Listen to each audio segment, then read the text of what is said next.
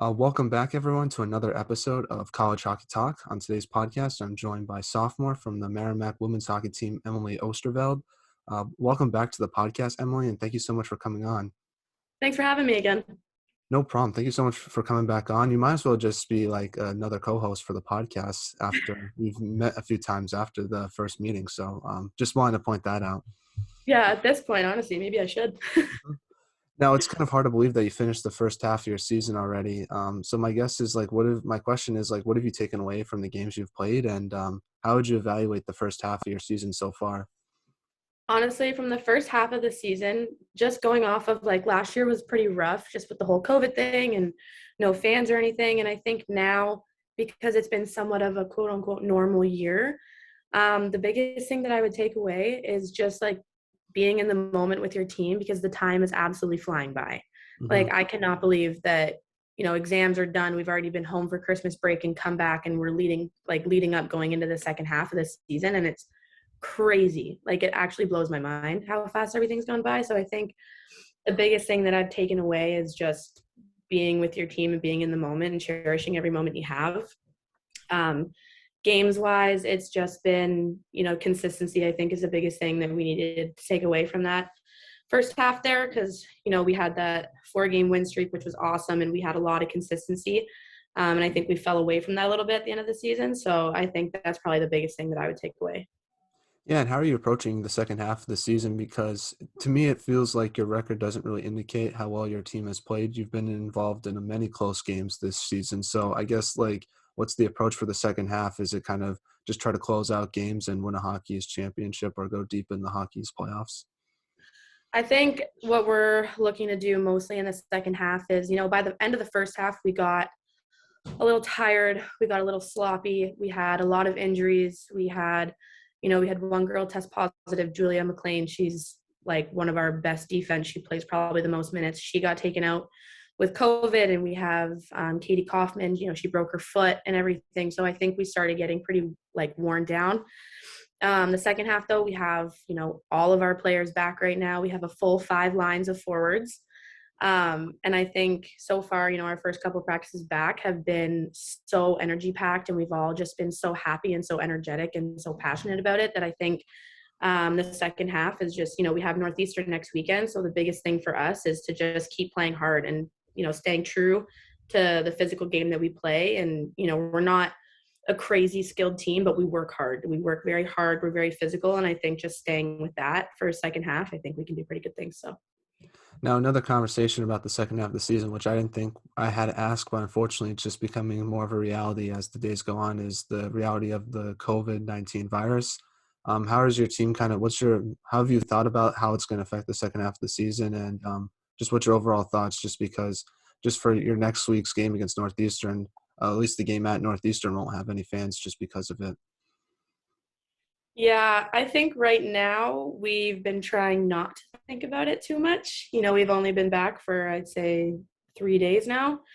So we're trying not to think about it too much, but, it's sad. It is just the reality that we're living in. Everything's pretty unpredictable right now. We have no idea what could happen. There's NHL games being canceled. There's all the professional sports are being canceled. World Juniors are getting canceled. It's just the harsh reality. And I think the biggest thing for us right now is just going day by day and just seeing what happens, because there's really no point of stressing about it now when so far nothing related to our school or Hockey East or anything NCAA wise has really come out. So yeah, I think we're just going off day by day and just being at the rink, practicing hard, nothing's really happening. So Yeah, trying to control the controllables, which is kind of the only thing that I feel like anyone can do at this moment, to be honest with you. exactly. So Now, just talk about the new players in your team, because there's a few transfers, but there's also a lot of freshmen on the team. So what's it been like to play with those new players, and how have you guys tried to get to know each other during this time? But how have you guys tried to mesh with the team that was with the team last year, I guess? yeah, so the transfers that we brought in this year have been great. We have Okers coming in from Mankato, and she's been a great addition to the team. She's strong, she's fast. She doesn't give up pucks very often. She's hard to take pucks off in the corner. We have Tegan. Tegan's out here scoring so many goals down at the point there. So They definitely add a lot to our team. We have some really great freshmen, some strong freshmen. We have Alexa Pongo. I know she's been on the podcast before, but Mhm. she's been Rookie of the Week twice. She's scoring goals. She's on our power play. So we've had some really really great uh, players brought in, and then for the most part we just there's no restrictions anymore. I know last year it was the same at Clarkson, the same that it was here. Because of the COVID restrictions last year, you couldn't really see anybody outside of the rink, but this year that's a whole different story. So we've just been, we hang out on the weekends, we're at the rink. It's been a very, very welcoming team, and we all get along incredibly well. So we've never really had any issues getting into it with the new team, and kind of becoming part of the team and not just looked at as, oh, transfers or freshmen. So no, it's been really, really great, and the players we have are awesome. So yeah. Mhm. And what's it like having fans back in the building? It's great.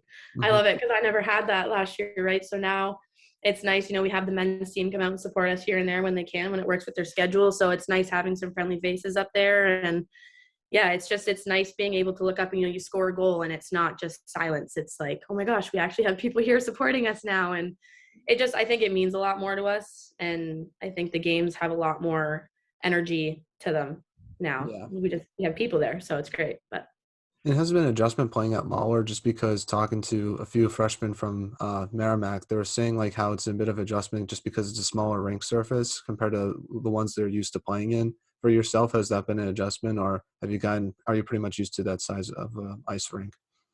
honestly, I don't think it's been too huge of an adjustment just because last year, you like Sheila Arena, sorry, at Clarkson, like it was a relatively large rink and it all depended on where you were playing because every rink size is a little bit different. And I have grown to love Lawler.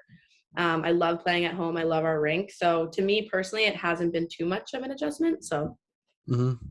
And I feel like you can use that rink as an advantage just because say you play a team like UNH who plays on the Olympic size surface. Everyone talks about, oh, what's Merrimack going to look like when they go to UNH with the Olympic size ice rink, but I feel like no one talks about what's going to be like for a team like UNH to go to a rink like yours where they're used to playing on a larger ice surface, but then it's a little bit smaller. How are they going to make the adjustments to that? So I don't know, I feel like that's something that people don't talk about enough. no, they definitely don't. And that was something that our coaches actually did bring up with us before our very first game against UNH this year was they're used to an Olympic sized rink and they're not used to not having as much space as they normally do, but we're used to it. We practice, we play there all week long. And it was funny actually because that's the game that we beat them. We beat them in overtime. And it was funny watching because we could box them out so easily and we could take advantage of them not knowing what they're doing in such a small space. They're running into each other. They're just not used to it, right? But we are. So we got to capitalize on a lot of those chances and it worked in our favor that game. So Hmm. And speaking of UNH, you got your first goal with Merrimack against them. Just talk about that goal and what did it mean for yourself getting your first goal with Merrimack? the first goal I scored was Mankato. Um, but the UNH goal, it was nice because I'd been in a bit of a slump recently. Like it just kind of got to that point in the season where you're starting to get run down. You're about halfway through. I feel like I get really stuck in um, the same schedule and the same habits and the same day over and over and over again. And I remember I was just getting pretty tired.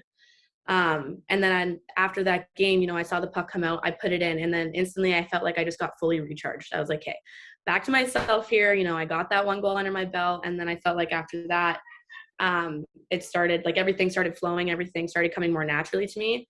And every time you score a goal, and especially with the team that I have now, like everyone's so supportive, they hype you up. You're on the bench, everyone's coming and hugging you and tapping you on the head and stuff. So it's a really great feeling. Yeah, I'm sorry I misread that, but just talk about the goal against Mankato as well, I guess. The goal against Mankato, it was my very first weekend uh, as a Warrior. And I remember Ali Quali, actually my roommate, she got the puck behind the net. And I mean, we were losing that game and it sucked, but we never stopped playing as hard as we could. She walked around the net and I was right in the slot and I just one timed it. And my parents were actually there. They were here for my very first weekend and I scored right in front of them. So it was a crazy feeling. And, coming into the locker room afterwards and, my assistant coach, Halsey, passing me the puck and he was like, this is going to be a great season for us and everything. And yeah, that was definitely probably one of my best moments this year. Like personally, just made me feel made me feel good again about hockey because I had a bit of a rough one last year. So, Mhm. but yeah. And is it crazy to say, do you think that goal is a little more meaningful than your first collegiate goal with Clarkson just because it was in front of your parents and, it's kind of like a rejuvenated season for yourself? Oh, 100%. I almost feel like a freshman here in a way. Yeah, that goal, honestly, like, yeah, scoring last year was great, scoring my first goal, but just being with a team that's so close and everybody here is so supportive and uplifting, it meant so much more to me, I feel like. No disrespect to last year or anything, like, it's great to score goals, but this one just felt extra special for sure. Mhm. And what's been the biggest improvement you've made to your game so far this year playing with Merrimack? My biggest improvement has definitely been my D zone, my defensive play. I've always been very, very offensive. Love the O zone, and the D zone has never really been my favorite place. And I would definitely make a lot of mistakes in the D zone, but that's definitely something that I have worked a ton with my coaches, and I've worked on, and it has 100% been my biggest improvement this year. Now, have you had to make any adjustments this year playing in Hockey East? And is the style of play different in Hockey East versus the ECAC? Yeah, so I don't feel like I've had to adjust anything. I think actually playing in Hockey East has let me kind of be more of the player that I am. ECAC, the refs don't let you play as much. Definitely more calls. But no, being in Hockey East has been great. It's nice because I'm a very physical player. So it's nice to be able to go in the corner. And if I am bigger and stronger than the girl and I do knock her over or whatever, like the refs, for the most part, let you get away with it. They let you play. They let you be physical. So that's definitely something that's different between the two conferences. But I don't necessarily feel like I've had to change the way I play. It's more so I can be more of the player that I originally was. And obviously, the road trips are much shorter in Hockey East than the ECAC, so that's probably a bonus for you as well. It's a huge bonus. I love it. You're playing teams like Northeastern and Boston University, and they're a 40-minute drive, and it's Mhm. great. Not 3.5 hours. So, Now, I was talking to someone on the men's team, but they were saying like have been stuck in traffic a lot for this year. Have you dealt with that? I'm just curious about that. so far, no. I mean, we did run into a bit of traffic heading to BU the first game we played at their rink, but it was nothing like our men's team going to Holy Cross. Yes, that's why I was asking about that because they had delayed the Yeah. game, which I thought was crazy. Yes, that was nuts. I remember I was like, it was crazy just being like, the game start. Like, why isn't the game starting? Like, it was so weird. And yeah, I don't know. Mhm. That was brutal. We definitely have not run into anything like that so far. Cross I your think fingers. it's because of the Thanksgiving traffic, but your team played Brown like the day after, and you didn't. It seemed like your team didn't deal with that much traffic, so that's why I thought it was odd. Yeah, no, that was definitely weird. That so far hasn't happened to us. Yeah, Hopefully it never does.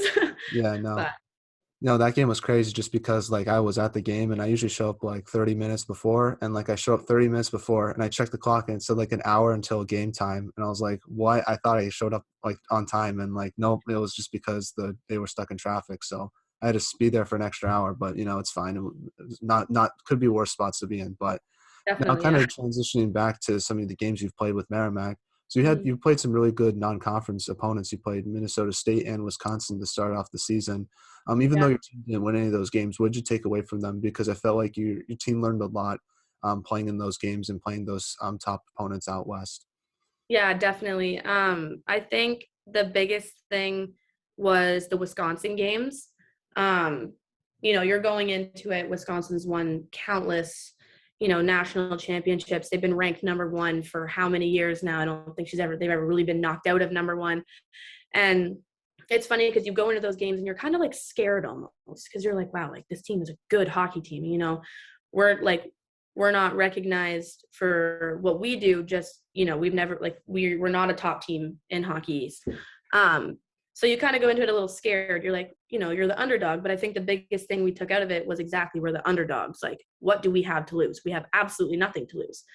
Um, and I think the biggest thing was after we got out there for our first couple shifts, we started realizing that yeah, they're a great team. They're skilled for sure. Like you need to have that to win national championships. But it's funny because there were a lot of times that we were actually out shooting them at points and we would have them stuck in their own zone and we were out muscling them. We were out hustling them, everything. Like in the corners, there'd be tons of times that we would go in there and we'd come out with the puck and we'd trap them. And I think that was the biggest thing, was that we can contend with teams. I think that was what really opened our eyes, because the first weekend against Mankato, we were still, it was our first game together, first weekend of games together as a new team. And we had so many new people, and we had a whole new culture that the coaches had instilled with us. And it was definitely a learning curve the first little bit there. But I think that after those Wisconsin games was when we kind of figured out, like, hey, like, we can do something this year. Like, we have the potential to be a great hockey team. We have the potential to be a top team in Hockey East as long as we're consistent. Like, look at us. We were just out muscling Wisconsin. Like, Mhm. I think that was the biggest thing that we took away from it, is that we have something here. Like, this Mhm. could be a great season for us. So Yeah, and is it crazy for me to say, like, I feel like penalties was kind of the big story, or at least for one of those games against Wisconsin, just because if those penalties weren't taken, maybe Wisconsin didn't score one or two power play goals and the game could have been closer than it actually was, at least for the 5-0 game, if I'm not mistaken. yeah, it definitely could have been a lot closer. I know that I was, in fact, in the penalty box for that game. Mhm. Um, but yeah, no, I mean, nothing you can do about it now, but that's definitely, that easily could have happened, could have went a totally different way. And imagine, being someone, say you're Boston College or Northeastern, and you see Merrimack only lost 2-0 or 3-0 to Wisconsin. You're like, whoa, what? Like, but yeah. Now, you did beat some good opponents this year. We got to get to that. The first one of the biggest wins I feel like your team had was the game against UConn, just because they Yeah. beat you twice previously before that game. But Emma Gorski, your goalie, really stepped up and was kind of the star of that game and got a shutout. Just talk about that win against UConn, giving them their first loss of the season, and how important was that win, especially since that kind of started your 4-game win streak during the season. Yeah, that was crazy. That was a crazy feeling. I think the week before that, we already lost 2 games to them. The first couple of games we played against them, actually, we had them, and then we started getting sloppy. And we went through a bit of a period there where we would play great the first period, and I don't know what the heck would happen in between the first and the second. Our second period would be super sloppy, and we give up a lot of goals that we definitely shouldn't have. Um, but then our coaches kind of made us do a bit of a 360. We changed everything up that week.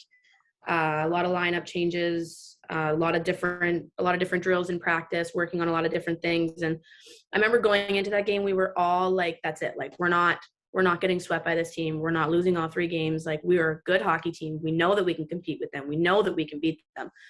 And we went in with probably the most energy and the best attitudes I think we've had all season long. The whole team played great. Gorski especially, like, that's a career high for her. Like, that's her first ever shutout. And and it was amazing. It was an amazing feeling when that buzzer rang and we beat them, and we all went out and we were all freaking out. We went back into the room. That's probably the happiest we've been.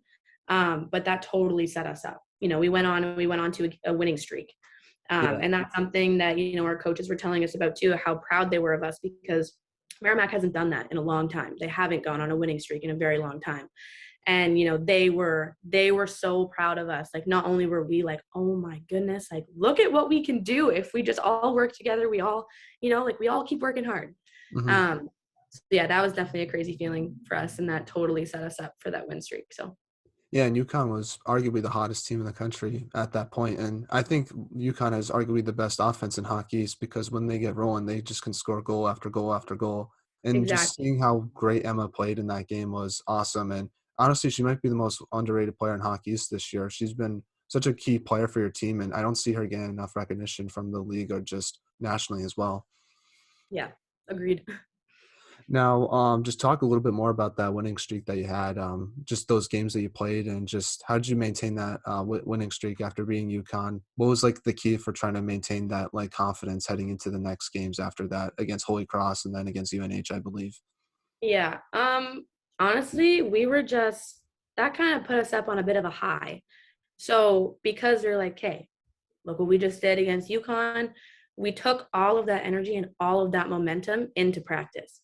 And every practice was like we were playing a game. We were battling way harder than we used to. We were faster. We were shooting harder. We were putting pucks in the net constantly in practice. Like, it it was crazy. And I think that we just took all of that momentum from that one game, and we just kept riding it out. And then we played Holy Cross, and we're like, "Hey, that's 2 under our belt. Perfect." And then we took all of that momentum too, because I think a lot of it is when we play as well as we can, we're having so much fun. Like Mhm. even on the bench, our coaches are like, "Is this not fun? Like, are you guys not enjoying yourselves?" And we're like, "This is awesome!" Like, so we would just take all the momentum from those games and from all the success we were having, and we would just keep riding it out, and we would just take that into every single new week. So Yeah, and hockey's supposed to be fun. Now, obviously, for college hockey, it's a little bit different. You have to take it a lot more seriously than you do in high school and youth yeah, hockey. But at the end of the day, the reason why you started playing hockey is because it was fun. So why not try to have some fun, especially when you're on a winning streak as well? So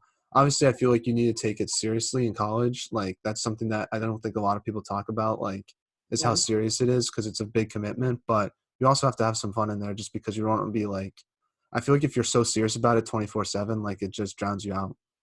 Exactly. That's one thing that I've definitely learned this year. A skill I have is balancing my social life and my hockey life.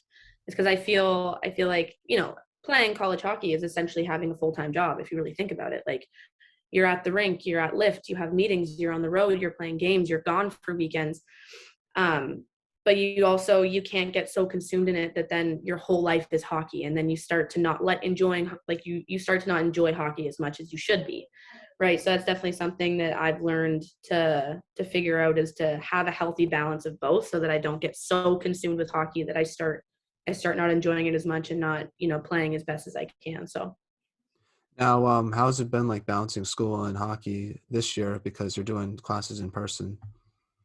yeah, at the beginning of the year, it was definitely a bit of a struggle. I wasn't, it was crazy. You have to give yourself enough time to, get from your apartment and get to class and go from class to class.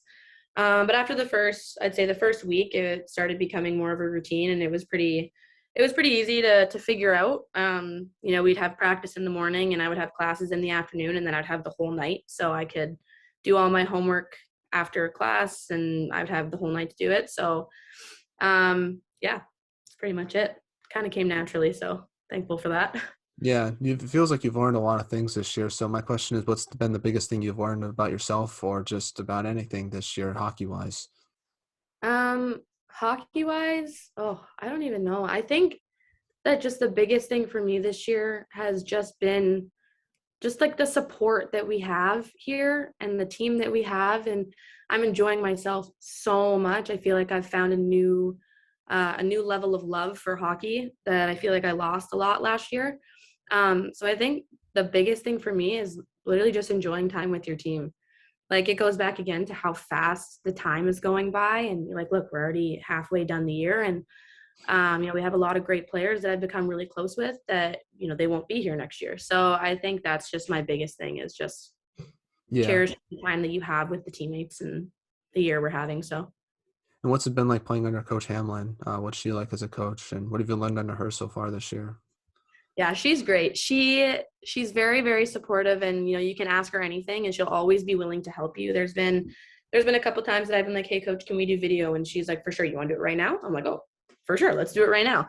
But no, she's very helpful, and every coach can be a little scary at times, which I think is good though, because there's a time and a place for everything, and I think coach really puts that in perspective for us. She lets us have our fun, but if we're not dialed in and we need to, she'll whip us into place real quick. Mhm. But no, overall, she's great. She's a phenomenal coach. She's always there for you. She's always so helpful, so supportive. So it's been great. Yeah. Yeah, and watching her from afar, she seems like a no BS kind of coach. Is that like a right interpretation for myself? Yes, 100%. Now, Yeah. do you have any personal goals, I guess, for the second half of the season? Like, are you really just focusing on ways you can help out the team accomplish hockey's goals and win the championship, obviously? Yeah, I think I was saying this actually to Coach Hamlin the other day.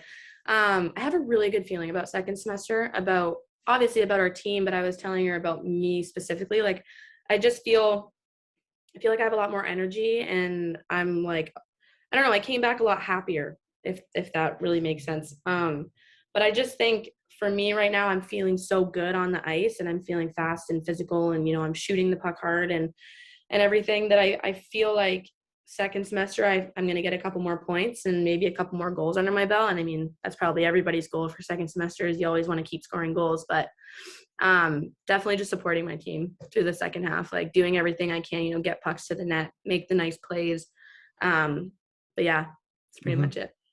Can I make a prediction for this podcast? I feel like you're going to get a hat trick in one of these games in the second half of the season. And if I, that happens, we got to reference the podcast when I you come will, back on after the end of the 100%. season. And I maybe should get a puck from that or something like that. I don't know, but I that's definitely would. that's definitely my one prediction for your team's second half is I feel a hat trick coming. I don't know when it's going to happen, but it's going to happen. All right, well, you called it, so Hmm. it's got to happen now. Yeah, you gotta deliver on it though. I'm just the guy behind the mic, you know. You gotta like you're the one who's playing the game, so but I do think that could happen, especially like one really highlight reel goal and then maybe like a gritty goal and then like a good shot from the point, something like that, like scoring in all different types of ways. Exactly. Well, I'll have that in the back of my head now. I'll be thinking Thank you. about it every I game. appreciate it. I'll be rooting for you, obviously. So Perfect. you don't have my support behind, so that should help as well. But one teammate I actually wanted to ask you about, just because you said there's some teammates you might not play with again next year, is Dominika Laskova. She's Hmm. going to be playing with the Czech Republic in the Olympics. What Yes. was it like to be her teammate for this short period of time, and just talk about the skills that she has? Because I think I think it seems like the women's Czech Republic team is growing a lot, and I think she is kind of a big example of why that's the case. Yeah, honestly, so when I first got here, we weren't super close. Like, we introduced ourselves, but it was the first week and a bit. So it was kind of like I'm just feeling everybody out and just trying to kind of fly under the radar a little bit. But no, me and her ended up actually becoming really close. She's a great teammate. She is. She's always there for you. She's funny. She'll always keep you on your toes. We always like to joke around and we like to mess around a lot in the room. I actually sit one person over from her. So it goes me, Courtney Maud, and Laska. Obviously at times like she plays for the national team, she's going to the Olympics. So she has very high standards and very high expectations of our team, which I think is really good. They Laska, she pushes us to be better all the time. So there are times that, she'll get a little mad at all of us, but I mean, she has high standards, she has high expectations. So I really like that. I really like that in her and as a player and as a teammate. So, but no, overall she's been great. And it's awesome too because she plays defense for the national team, but she's a centerman for us here. So it's cool watching her play because there's lots of times like you'll see her, she'll go down, she'll be super offensive, but at the same time, she's incredibly defensive. So it's kind of like having the best of both worlds. When she's on the ice, you always know that, if something happens with the D, Laska will be there and she knows what she's doing and she knows how to cover, but she also knows how to score goals. Mhm. Um, so no, she's been a great teammate. Good leader, I heard as well. Is that what we'll talk about her leadership a little bit? Sorry, just coughed. Yeah, she is. She's a good leader. She doesn't have any letters or anything, but you don't need a letter to lead. There's lots of times she broke her fingers at one point when she came back from qualifiers, and we didn't have the best game. And she came into the room and she kind of just told us everything that she was seeing from up top, and she kind of gave us a little bit of crap, which I think we needed at the time. Like I think we kind of needed to get put in gear there and get put in place. Um, but no, yeah, she's great. So Now, I guess the last question I'll ask hockey-wise before we get to the non-hockey segment is, what's I guess we'll talk about what have you taken away I guess from your Merrimack hockey experience so far, and what are you looking forward to most? I guess not just for this year, but near future, I guess as well. yeah, I think the biggest thing I've taken away has just been friendship. Honestly, that sounds uh yeah, I think I love this team. Like there's no doubt about that, and that's something that I look forward to every single day is going to the rink and being with my friends, being with my teammates, and we like to goof around on the ice and line and stuff. It's just little things like that. It's the little things day to day on the ice, in the room, the jokes we have flying around, like just the stuff that we do during warm up. And I think that's been the biggest thing. And you come back from the rink and your roommates are here and your roommates are from your team. So it's just stuff like that Hmm. that I think that's been my biggest takeaway is it's made this year overall a lot more fun. So Yeah. So we're now in the segment I like to call the non-hockey segment, where I ask you some non-hockey questions. Now, this non-hockey segment's a little bit different, just because I wanted to ask some different questions. So I went online, I found random questions to ask you. So if you need help on any of them, or just want to hear my response while you think about it, feel free okay. to let me know. But first question is, what sports moment do you think should have a documentary about it? Oh goodness. Okay, what would yours be? I have For no. me, this is kind of a bad answer maybe, but 2011 Stanley Cup for the Bruins. I don't know. That'll be just because I'm a big Bruins fan. That'll be pretty cool to see. But I'm trying to think of something else. Maybe a documentary about when the whole sports world shut down in 2020. That'll be kind of interesting to hear. Okay, see, that would be cool because I couldn't think of anything. And as soon as you said that, I feel like that would be really cool to hear from like every different sports perspective. Yeah. You know, I think that'd be cool. I say that. I'm gonna take Thank your. you. Thank you. What is your favorite social media app? Mm. Probably TikTok because I spend a lot of time on TikTok. Mhm. I also can kill a lot of time on that app. Um, yeah, I'd probably say TikTok. I mean, I'm Instagram, Snapchat, but I Yeah. go. What's been like, do you make videos on that or are you a watcher like myself? I've made two TikToks before, and they've been this year with my roommates. Nice. Other than that, I'm mainly a watcher. I do Yeah. like to watch TikToks. I've Yeah. never met a guys hockey player that's a watcher. It feels like most of the girls hockey players like make TikToks and also watch, but like I haven't seen, I want to see like a college hockey guys player do it as well. I think that'll be cool. Maybe I'll get the guys here to do it. I can convince them. That'll be cool. That'll be cool. I'll look forward to seeing that. So, but no, mine's probably, I don't know, YouTube. I think that's a cool app. I like watching videos on that. So that's probably mine. Now, what is something you wished more people knew about yourself that unfortunately I can't answer this one, but This is pretty funny actually. I was asking my roommate about this question earlier. I was like, I'm trying to think of something. And so I actually couldn't come up with an answer because I everybody can agree to this. I talk a lot, like a ton. And I'm relatively an open book. And I feel like everybody just knows everything about me. Mhm.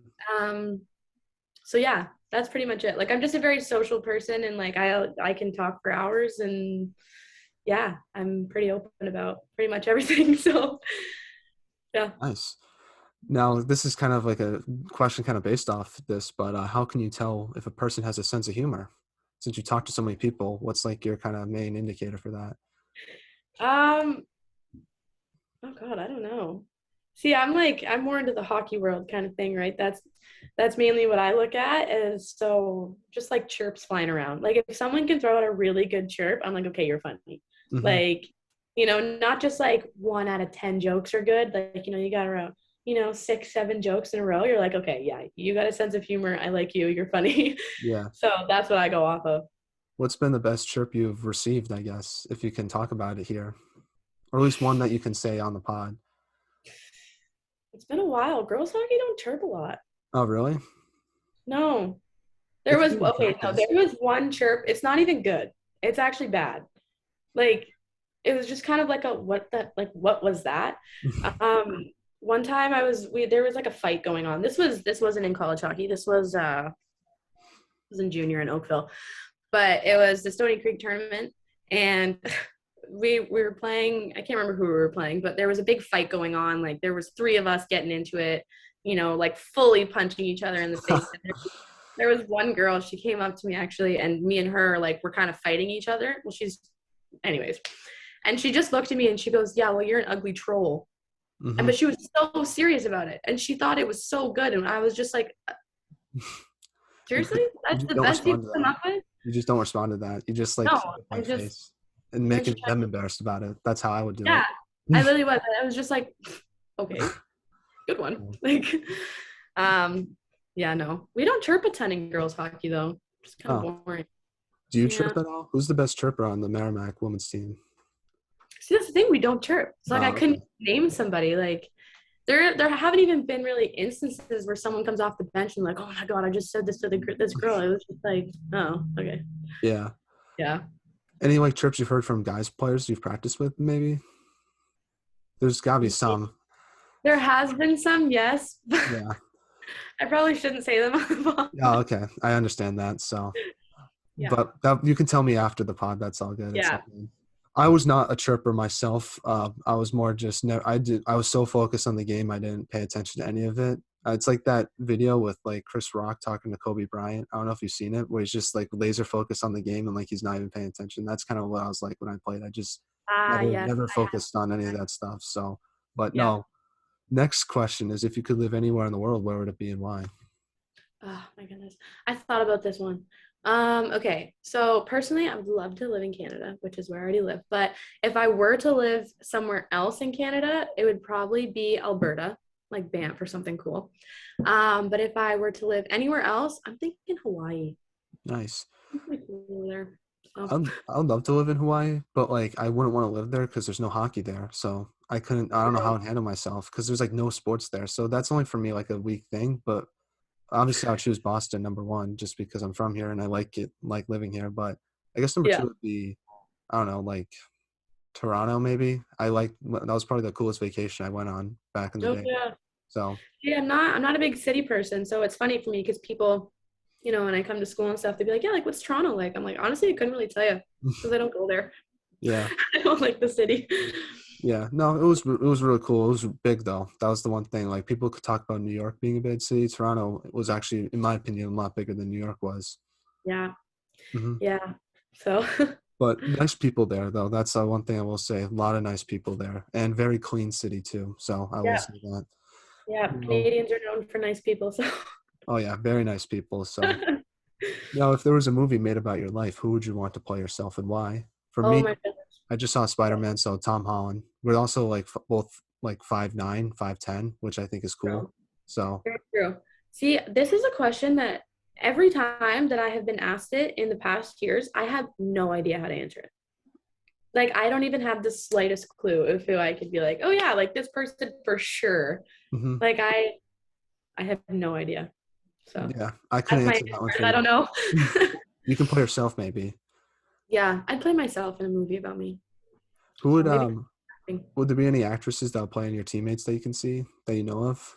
Because obviously they would have to be featured in the movie if there was one made about yourself. Oh, I know I put you on the spot there, but yeah, you are really putting me on the spot here.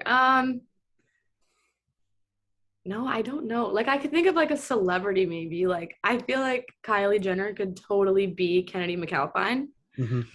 Um, but no, other than that, I can't really think of anything. Yeah, I think Eminem starred as himself in his own movie, so that's like I think that's a good answer. Hey, I'll just pull one of those. There you go. Yeah. I'll be Mhm. Now, if the food at a restaurant is bad, would you say anything? I thought this was interesting. I don't know if you like would say anything or just like not just kind of deal with it. I would just deal with it. I don't like confronting people. I've got like I would just like I would talk about it at the table and be like, is anyone else's food really bad? Or like is it just but I definitely would not be like, excuse me, you need to take this back. This is not good. Like Yeah. I can't do it. I get nervous. I'm like, no, they're gonna hate me. Mhm. For me, if the food's bad, then I just like I'm assuming everything else would be bad, so I wouldn't ask. But like if the food's like undercooked or something, like something you can fix, like I would Yeah, ask for it to get taken back. 100%. Like if my steak or burger wasn't cooked well enough, I'd be like, can you cook this a little longer? Yeah, so that's something like that. I feel like is easy, but Yeah. no, I wouldn't be that person as well. It'd just be I think there's some things I'll be completely honest with people about, like customer service. Like those people work so hard. I'm like I'm not gonna Yeah. say anything. I'll say that No. to someone else maybe. So Yeah. now, who Exactly. is your favorite non-hockey athlete? I thought about this one too. I'd say Conor McGregor, honestly. Like he cracks me up and he's super fun to watch. Like not even just him fighting or anything, just him. Hmm. Like just any clips of him, like him in the meetings before the fights and stuff against the opponents, or just the stuff he says. Like it cracks me up. I think he's hilarious. Not to mention he's a great athlete. Hmm. Um, so I definitely say Conor McGregor. He hasn't been doing that well recently. He broke his like ankle like in his last fight. So any comments on Yeah, that? no. It's like I don't know. Sucks. Like nothing you can do about it. Yeah. Talk about trash talk. That guy can trash Yeah. talk and really sell something. Like it's Yes. pretty funny what he comes up with. Like I think it was with like Floyd Mayweather when that big fight happened. There was like a ton of press conferences for it, and he was Uh-huh. just ripping Floyd Mayweather, and it Oh was just yeah. so funny. And then Floyd Mayweather comes back. He's like, "Well, I got money," and it's like Yeah. that's the best you got. So I Yeah, just thought literally it that's was funny. like Connor could be like, I have money too. So Yeah, what do you want about it? yeah. Yeah, So he's a funny guy.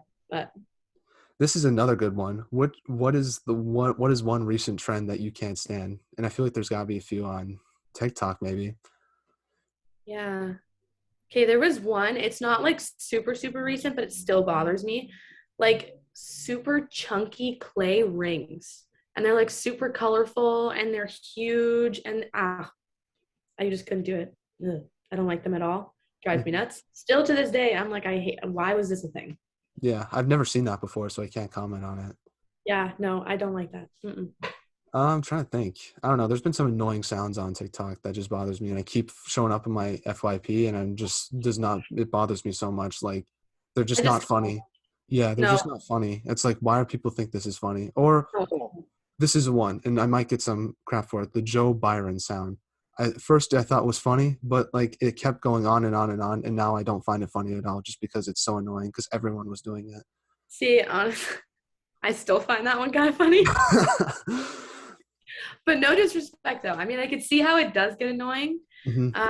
But no, that one would come up on my For You page all the time. And I would just think, and like me and my roommates too, like I would be in my room and my two other roommates would be in their room and we could hear each other's audio. So one would go bing bong from like we would be yelling it through the apartment. Yeah. Well, But at first it was funny. I'm not saying it wasn't funny, but it's yeah, done it so many times where I just get annoyed by it now. So yeah, maybe like that's in a fair. few years I can find it funny again, but Yeah, it's can't do it now. It's it like the definitely gets song overplayed. Uptown Funk. I heard that song so many times where I grew Oh, to can't stand yeah. it. But I Hmm. bet you if I listened to it now, I probably wouldn't hate it as much. I was gonna say, I feel like you definitely hated that song because that song came out so long ago that you're still talking about it. Well, the reason why is because I had a homeroom teacher my freshman year of high school, Mhm. and he would play music, but he would play Uptown Funk. That would be the only song he played. So imagine going to homeroom every single day, hearing Uptown Funk and Love Shack, because those are the only two songs he would play. It would That's fair. drive you insane. So Yeah, that's why I hate hearing Uptown Funk, because the same homeroom teacher played it over and over and over again, and I just could not stand it. yeah, that's fair. That's very fair. So it's really his fault of why I don't like the song, not We're Bruno gonna we're Mars. gonna blame it on him. Yeah. Yeah. I guess I asked you about some of your teammates with Clarkson last podcast, but since you've gotten the chance to know your teammates here in Merrimack, who's the funniest teammate you have at with the Mac? I feel like it's hard to just name one. Allie Qualley, who's my Hmm. roommate right now. Um, Kennedy McAlpine, Madison Okers. She's pretty funny. Oh, I'm trying to think of who else. There's some. Oh, Courtney Maud. Courtney Maud's got a couple one-liners. Hmm. She's not very consistent with it, but there's times that she'll just rip out some like the most random or absurd comment that you're just like, Hmm. where did that even come from? Yeah, Um, but no, she didn't give me any one-liners when we did the podcast together, so I gotta ask her for that if I have her back on soon. yeah, I'm gonna chirp her for that now tomorrow. I Hmm. sit next to her, so Okay. I'm always saying I always have jokes for her every day. I always have something to say to She Maud. probably steals some of them and gives it back to her family. Oh, she probably does. Oh, there has been. I can't remember. There was something I said the other day that she was like, "That is hilarious. I need to recycle that joke." I Hmm. can't remember what it was though, but Yeah. yeah.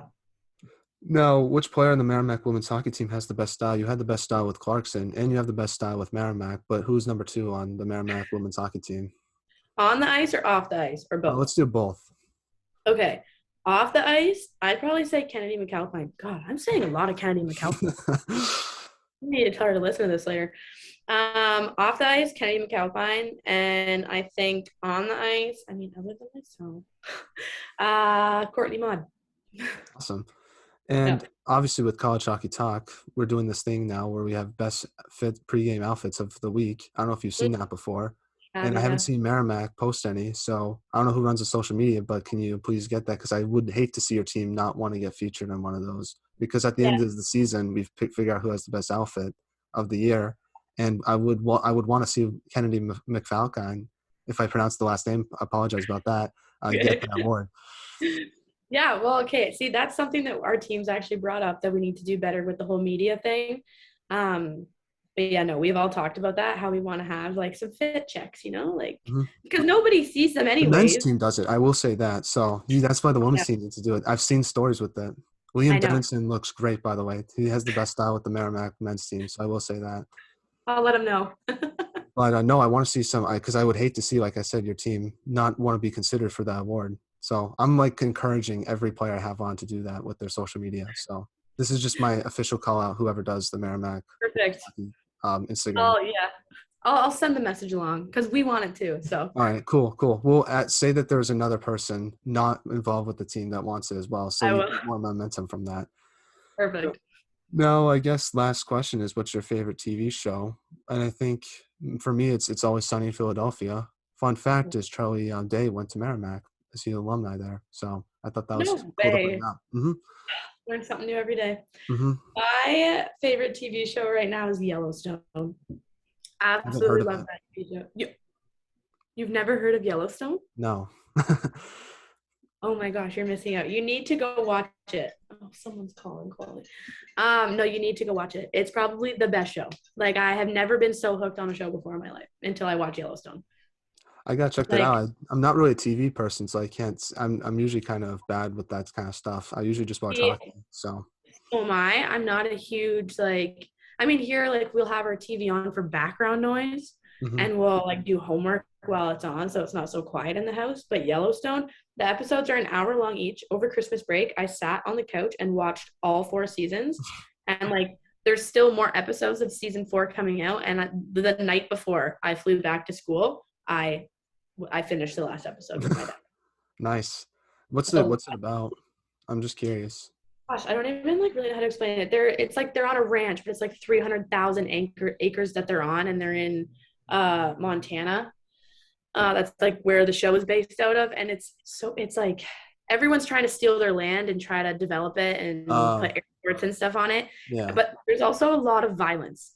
Like there's a lot of killing, which Oh, is weird because they're on a ranch, so it's half yeah. I don't know. And it's all like ranch hands and wranglers and stuff. I don't know how to explain it, but me explaining it doesn't do its justice, essentially, is Yeah. what I'm saying. And you need to I'll watch it. I'll try to get into it. I'm have a very short attention span when it comes to TV shows that are hour long. So, but I will definitely try to get into it just for you, if that sounds good. Good. That does sound good. Thank you. Now back to some hockey questions now. This is obviously a little bit different than last time we had you on the podcast, but who is the most underrated player in women's college hockey? And it can't be someone on your team. Ah, this is gonna sound bad. I don't really like know who to say Hmm. because I feel like I only really pay attention to my team. All right, you could Like say someone on your team then. I'll take away that role. hmm. Well, like we said it ourselves, Emma Gorski. I think Oh she's yeah, pretty underrated. great But goalie. yeah, That game I'd against say UConn, she was like a brick wall. Like nothing was getting by her. It was awesome to watch. I know it was nice for me to watch too on the bench. I was like, this is awesome. Yeah. No, I'd probably say Gorski. Now, what are your thoughts on the podcast since we last had you on, and have you had the chance to listen to your interview? And I apologize if I seem nervous during that interview. It was my first one back since after doing the baseball internship, so hopefully you can forgive me on that one. No, it's been great. I always love coming on here. It's very open ended. Hmm. You ask your questions, we answer them, and Have some laughs. always into a whole nother. Yeah, exactly. We have some laughs. We make some jokes. Mhm. No, it's been great. I love coming on the podcast. Awesome. Well, is there any guests that we should have on in the future, Trying to think. or any guests that we should have back on in the Um, future? Sarah Boucher. Nice. I'll reach out and see if she want to come back. So, Yeah, um, I'm trying to think. Sarah Boucher and Madison Okers. mhm. I think you should reach out to Madison Okers. Awesome. Well, I'll definitely do that as the season chugs along here in the second half. But no, normally I do shout outs after every podcast, but since we kind of already did them last one, is there anything you want to talk about before the interview ends? The floor is all yours. If there's something you want to say, feel free to talk about it now or plug No, in maybe. I think I'm good. I think we covered pretty much everything tonight. So Awesome. Well, I hope to have you back on the podcast at the end of the season so you can become the most, I guess, featured guest on College Hockey Talks. I want to give you that honor. But thank you so much, perfect. Emily, for coming on. I really appreciate it. It means a lot to myself. Like I said before, you're a great hockey player, but an even better person. And I wish you nothing but the best for the second half of the season. And you can see Emily's daily vlog on our YouTube channel for the weekend series against Northeastern. Um, this episode was recorded before, but it's already out now if you're listening to it today. So, but thank you so much, Emily, for coming on. I really appreciate it. Thank you so much for having me, and I look forward to talking to you again at the end of the year. Awesome.